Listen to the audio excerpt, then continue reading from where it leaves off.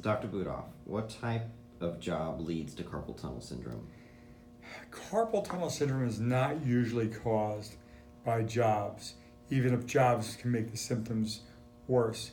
Um, Jobs that have been shown to cause carpal tunnel syndrome are those that involve both high force and high repetition, like holding a jackhammer through the ears can do it. That can also directly damage the nerve, which we call vibration neuropathy. In addition, according to Susan McKinnon at WashU, there are certain jobs that also will significantly contribute to carpal tunnel syndrome through high force and high repetition. Among them are meat packing, meat cutting, poultry processing, and cake decorating. Jobs that involve keyboard use do not contribute to carpal tunnel syndrome. In fact, some of the better, more recent studies have shown that they can actually be protective against carpal tunnel syndrome. So usually it's not caused by a job. What causes carpal tunnel to flare up? Carpal tunnel syndrome, where the nerve is pinched right here at the wrist, can be flared by a number of things. Often it's worse at night because we sleep all in the fetal position with the wrist flexed down. That pinches the nerve that's already pinched. So wearing a splint at night to keep the wrist from flexing down can often help decrease that. In addition, when you put force through the hand, you're pulling on all those tendons that go through the carpal tunnel with the nerve, and they can press on the nerve. So using tools for a long period of time or gripping can flare it up. Trauma or anything that causes swelling, even pregnancy, which causes it a lot, can contribute to that.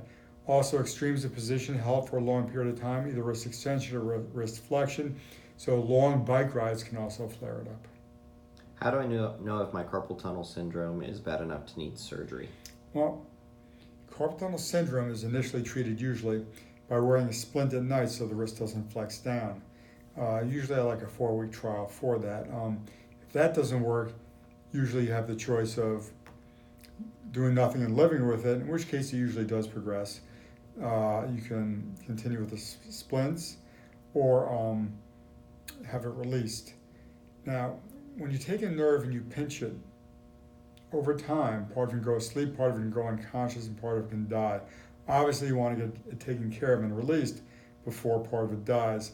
If the fingertips are constantly numb, that implies that the nerve is going unconscious, and you should probably have it released.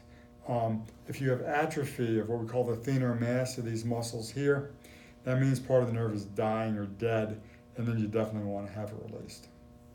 Will I have large scars on my wrist from carpal tunnel surgery? Depends on the type of carpal tunnel surgery that you get. I prefer the minimally invasive single incision endoscopic technique, just a small incision right here, and we try to hide it in the wrist crease so you can't even see it once it's fully healed. After carpal tunnel surgery, can it come back in the future? The national, not mine, the national recurrence rate that I'm obligated to quote is 5%. I believe mine is less, but nationally it's about 5%. And it's pretty rare. When it does come back, it's often over a decade has passed. So it's still pretty good odds of success. Thank you for your time today.